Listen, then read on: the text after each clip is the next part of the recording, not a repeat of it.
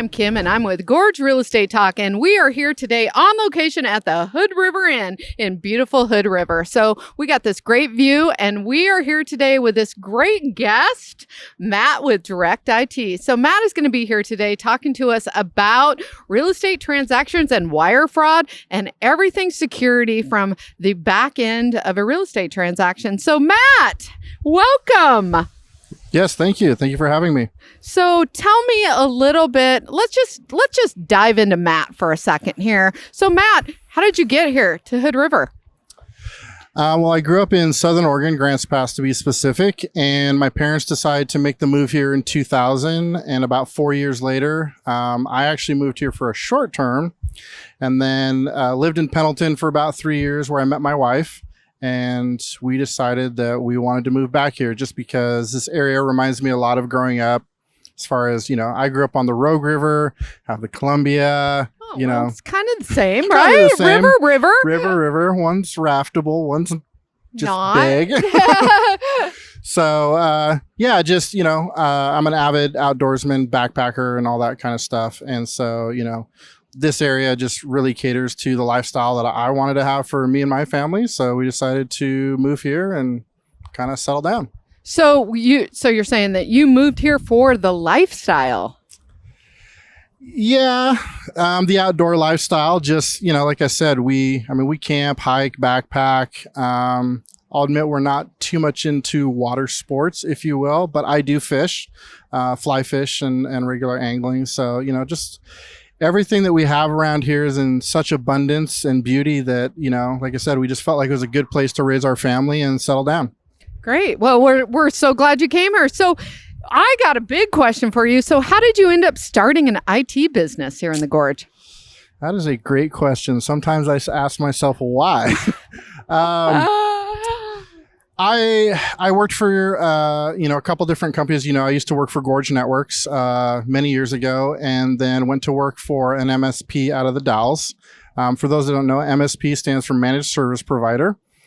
And I left them in the summer of 2018 and was kind of like, what am I going to do for work? It's like everything. You've worked in the industry for so long. It's like, what do I do now? So, looked at multiple job opportunities, and my dad actually was the one who's like, hey, have you ever thought about hanging your own shingle and doing it for yourself? You're like, wait, what? What? Exactly. That's something I can do. So I decided to start my company, which of course, like any business owner, when you start, is a daunting task, especially with what's required of IT. There's just so many avenues and the things that we do. So yeah, it was a daunting task, and I'm glad I did it now because it's opened up a whole new world of opportunity that I never thought I'd have. Well, it definitely is something that I know we appreciate, having you just being able to come on site and or frankly dial into our computers and fix things, or come to my house and fix up my messed up Mac computer. Whoops. Thank you for Matt. So Matt, one of the things that you do for us is you monitor our computers. So tell me about that service that you provide to people, not just from our standpoint, but how that works. So I'll kind of backtrack just a little bit. Traditionally IT has always been, you hire an IT guy, he generally works for your organization, and he's the one that monitors and maintains from a physical aspect everything that's going on with your technology. So a lot of that traditionally has always been hands-on. A guy has to come to your computer and physically work on it. Nowadays, we can literally be anywhere. As long as we have an internet connection and your internet is online, we can remote into your computers from anywhere in the world and take care of those things. The other piece of that is what we call RMM, or remote monitoring and maintenance. So that is a system that allows me to actually have a bird's eye view of everything that's going on with your computer, from your hard drive space to if it's slowing down, event logs, all of those aspects that we look at just to make sure that your computer is running healthy like it should be. And then of course, if there's an issue, we get notified most of the time. And, then we can remote in and take a look at what's going on. And of course, not everything gets flagged. So you have to call me and say, hey, Matt, my email's not working. And I have to remote in and take a look. Matt, my Microsoft Office is not downloading. What's wrong? Correct. So, yeah. So the automation piece is another big part of it, which allows, us as IT people to actually spend less time fixing things and more time just helping you with, other aspects of your business when it comes to technology. That could be implementation of new systems, replacing computers, all of that. So they used to say, if you had a 1-to-1 ratio, we kind of estimate that one IT guy can support about 300 machines total. You can do 300 machines? Yep. Wow.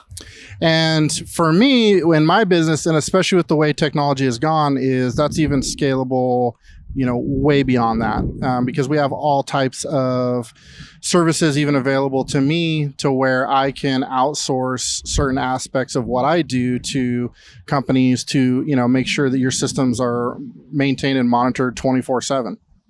So what kind of, would you say those are like cyber attacks that you're watching for, or how does that work?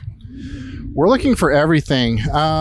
Security is definitely a big piece of it. It's estimated on average, as of last year anyways, that there is upwards of at least 84,000 new pieces of malware, crap, if you want to call it that, that's developed daily. So it's an ever-changing front that we have to deal with and manage. So yeah, we're always looking at, I'll call it the threat scope of what you have as a business, and every business is different depending on where those threats are coming from. But a lot of it, is just managing and maintaining your infrastructure so bad things don't happen. And I'm always looking at that. I mean, every day my morning starts generally with looking at emails of things that have come up, from the night before, checking to make sure nobody had any threats or attacks on their systems. So how many businesses do you actively monitor right now locally? I'm actively monitoring 18 individual companies, which accounts right now for me, it's about 240 endpoints. Wow, that's incredible. So as a real estate company, we're obviously a real estate company. We've hired Matt. You come in, you set up our computer so you can watch the network just to see what's happening.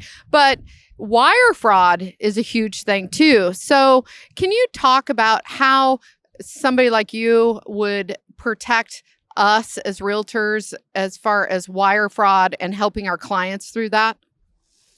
So the biggest piece of any type of threat is first you have to do a risk assessment of, where those threats are coming from. In your case, that's going to be email is going to be the big thing, because you're generally going to have, people emailing in saying, hey, I'm interested in this new home or whatever.